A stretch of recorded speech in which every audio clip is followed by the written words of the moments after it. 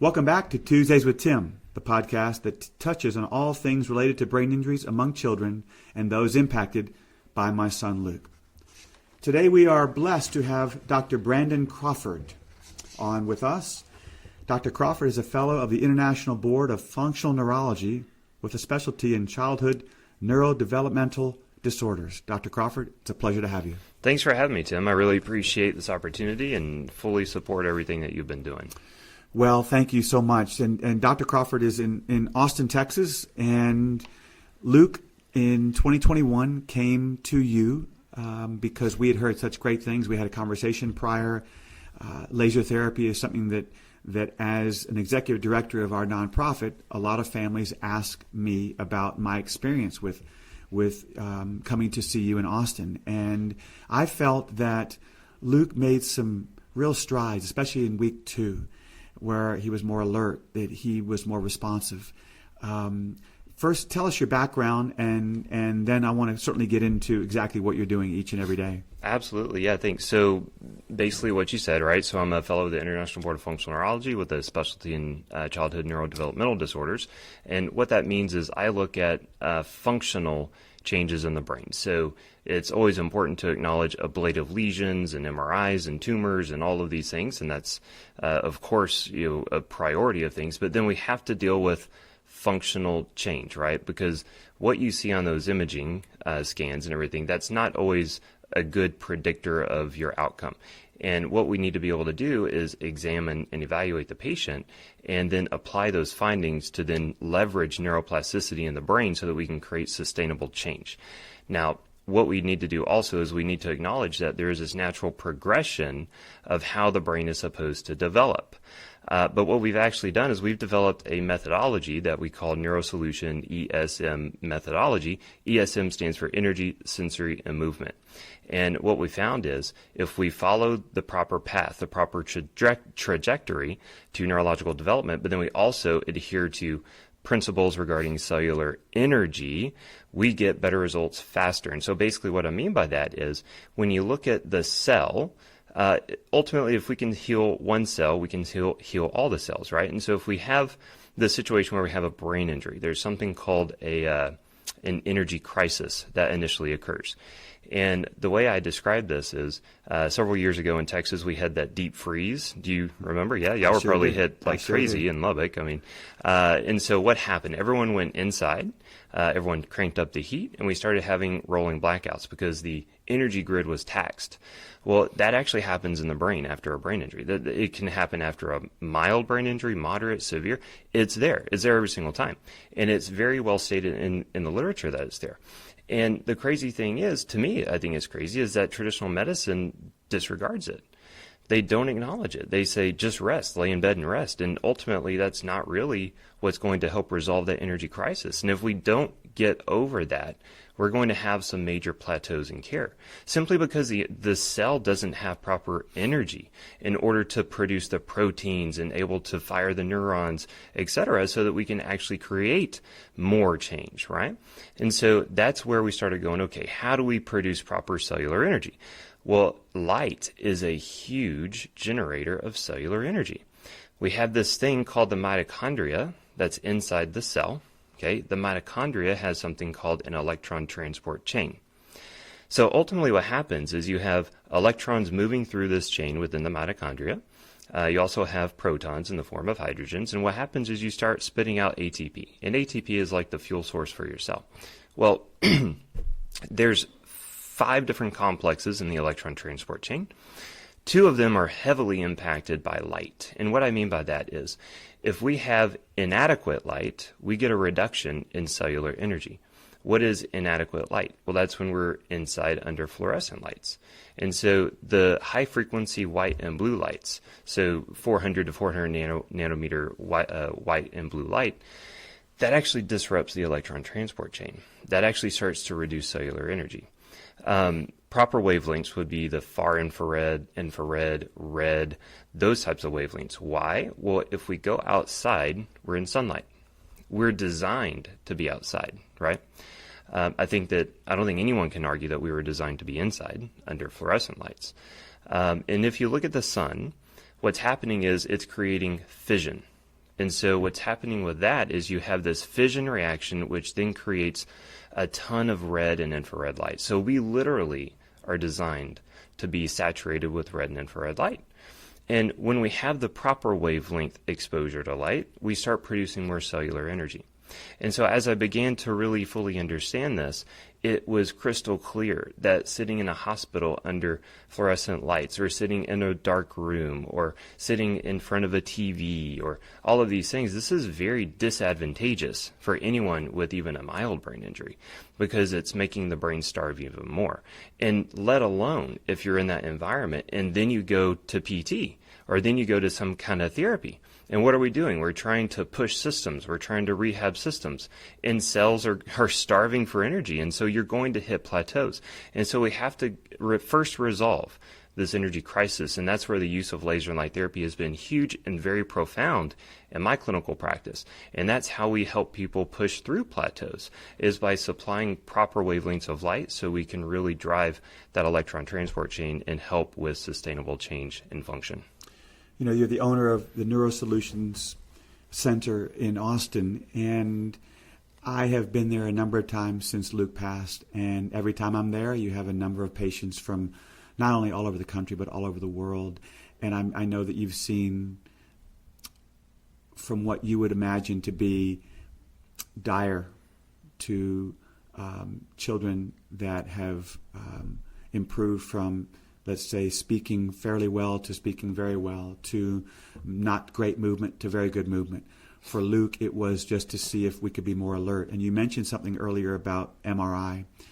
Based on Luke's MRI, quote, he will never use his limbs, use his voice, or open his eyes. And of course, he did all three. So I learned early on that basing something on an MRI is, at best, a baseline. Tell me about the patients that you see and some of the miraculous stories that you have helped because of laser therapy. Absolutely. Well, one of them I'll have to be kind of careful to describe, but it was one of the worst case scenarios, and I worked on them with a business partner of mine, Kyle Daigle, and this patient was actually care flighted in, and this patient was actively dying. I'm talking actively dying. Came in with the full EMS team. Heart rate was dropping, autonomics, everything was not in a good place. Ultimately, there was a point in time when everything flatlined. And the interesting thing was no one thought anything about sending him to us, because essentially they'd been through everything else. And this is what the parents wanted. And they said, look, your system failed us. We'll sign all the waivers. Let's go. And so they came in.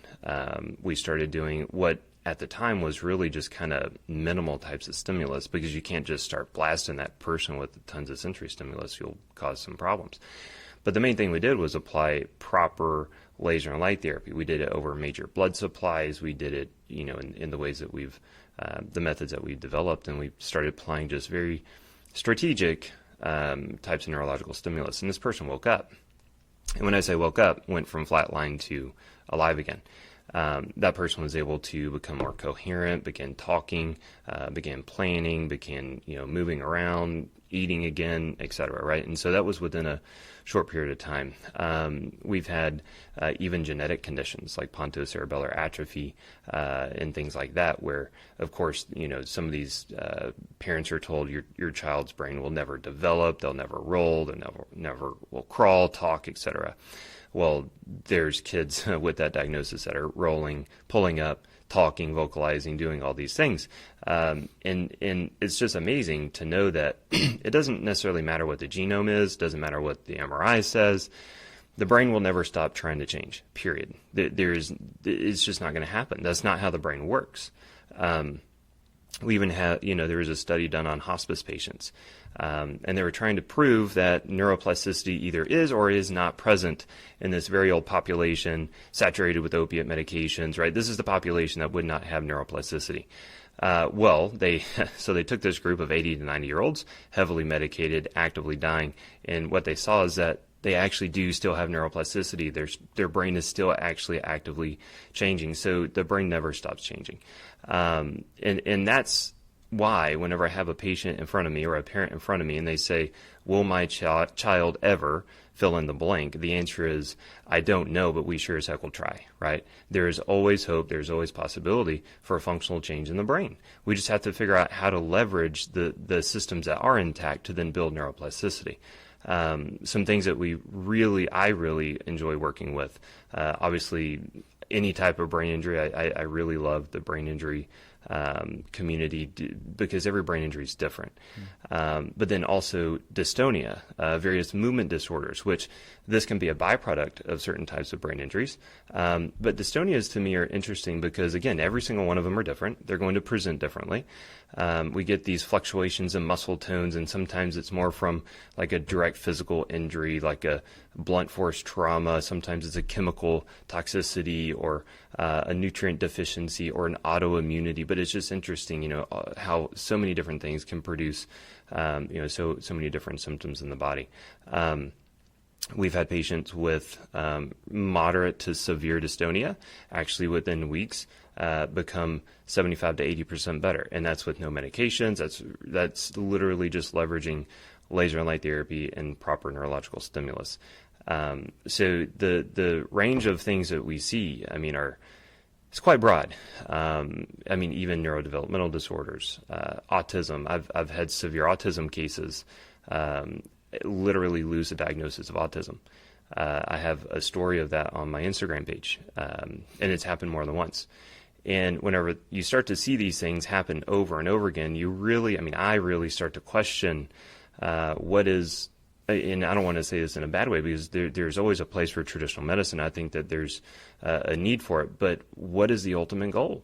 If we're not listening to these parents and we're not listening to these stories, and we're just telling people this is how it is because of your genetics, because of your MRI, because of whatever, then what ultimately is the goal within that hospital or whatever, right? And again, we need it. Acute care is definitely needed. Medication is needed. But it's kind of disheartening sometimes whenever I hear these stories. When a parent calls up, comes to Austin, has a week-long intensive, can you give me a bit of a broad scope of what that parent and that child will be doing for that week? Absolutely. So it has to start with an exam and an evaluation. And we've developed the neurodevelopmental exam. And so it starts with evaluating sensory systems and then primitive reflexes, postural reflexes, core stability, vestibular balance, eye movements, and cognition. And we evaluate in that order because there's a hierarchy to care. Just like a baby was designed to crawl before they walk, our brain has this blueprint that it has to go through in order to get a fully functioning neocortex. And so, you wouldn't take a 3-month-old baby, stand them up on their feet and say, all right, it's time to walk. They don't have the structural integrity, they don't have the neurological integrity, etc. And so we first have to figure out, where do we start? So the exam is going to then outline what we're going to do that week. So we will follow that ESM methodology. We will start with energy. We will move to sensory. We will move to movement. What energy, sensory, and movement modalities we use will be dictated by that exam. Maybe we'll spend most of our time in the sensory systems, doing primitive reflexes, trying to establish proper postural reflexes so that that person can begin to crawl, can begin to walk, right? But if you don't have those postural reflexes intact, that's like you're hopping and you're propping and you're head riding. So if you start to fall, you can catch yourself. That's something I see often, right? Rather than just trying to get someone up and walking, we first have to create these safety mechanisms for that person. So we do that, and then we start working on our core stability, et cetera, right? So we first have to figure out what's going on, and then we'll apply the ESM methodology per the exam. Does that make sense? Mm-hmm. Now, of course, we're using laser therapy along every step of the way, but we're using it differently. So in that energy phase, we're using it to prime systems, to increase blood flow, increase cellular energy. But then during our sensory and our movement category of care, we're using it in a form of what we call co-activation. And so we'll activate a part of the brain, and then we'll use laser therapy either while we're activating or right after we're activating so that we can help to create more growth factors and more neuroplasticity in that specific area of the brain. In my 2 weeks at your clinic with Luke, I was not only impressed with the strategy and the plan that you had, but also with your staff. and that's what I think attracts so many people to you because of word of mouth. The staff is wonderful. You've got an incredible group of ladies and men that actually that care about the patient, and I think that really sets you apart. And I have such admiration for therapists, nurses, and doctors, but even more so when I spend a week or even a couple of days and watch what you do and how you do it. I knew that Luke was going to improve because I saw therapists that understood that Luke loved the saints, and they would talk about the saints or Drew Brees, and so there was that the relationship, and so I was very impressed with that. And in 1 week, I felt like it was almost like a family, and so you've really put together quite a staff, and I'm sure you're very proud of that. I'm extremely proud of that. That is outside of any kind of laser. I mean, I've been a part of designing lasers. I'm developing new ones right now, and I've done other I've IP. I have all these things. But you're right. The best thing that I feel like myself and my wife have done is actually attract this team. And I don't want to take any credit for that because the way that we do that is very simple. When we need a new hire, we pray about it. That's literally what we do. And someone either comes, that very next day. One time someone literally showed up 2 hours after we did that. And then one time it took about 6 months. But I know that if we do that and we wait, we give God proper time to work his magic, the right people are going to show up. And when the wrong people show up, I've been fortunate enough to have some discernment about that. So we have been very, very faith-led in selecting the team. I mean, I'll be honest, I'm not really looking over resumes. I'm not looking at academics. I mean, of course, someone has to be, an accredited physician and all those things, yes, but that's not what I'm necessarily evaluating that person on. It's a very faith-driven process, and you're right. We've been extremely fortunate. I'm in awe every day when I go into that office and I hear the conversations that are going on. I see the level of care that, not just from an intellectual standpoint, but you're right, from a caring, like an empathetic standpoint. A parent that their child just had an accident a month ago or 6 years ago, does it matter how long it's been in order to help with laser? Yes and no. The sooner the better. Okay, and there are studies on that, right? One study, I believe it was 2017, it was done by Harvard, said that laser and light therapy should be the primary modality used for traumatic brain injury. And what they're saying is it should be applied first. It should be like on the way to the hospital. When they're in the hospital, we should be putting some form of laser light therapy on this individual. So the sooner the better. And again, it's all about that energy crisis.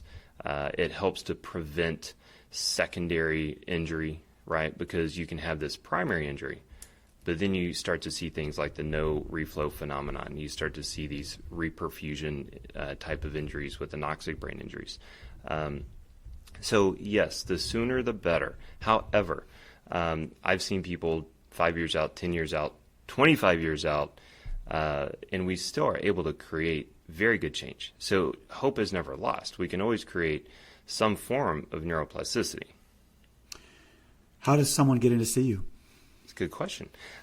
So they can, we do have a website for my Austin location. It's neurosolutionatx.com. The best email is going to be admin, so ADMIN, at Austin, C as in cat, D as in dog, M as in Mary.com. And yeah, you can reach out to us that way. You have been so instrumental with Team Luke Hope for Minds since the day I met you with Luke in 2021, and have been a keynote speaker for our conference. I guess my last question would be, what is it like to speak in front of, whether it's one person or 150 at our conference, knowing that you are giving information to someone who is so desperate to hear it? Yeah, so this is the honest truth. I've been fortunate enough to lecture around the world. I've been in front of, I think it was a crowd of 3,000 people before. That's kind of my biggest so far. I'm going to have more. It'll happen. But there is nothing like this conference, and I'm being serious about that. There's nothing like this conference. because in this audience, you have the most astute parents. You have people that are laying down their lives every single day. You have people that are clinging on to every single word that everyone is saying because they want to get their child better.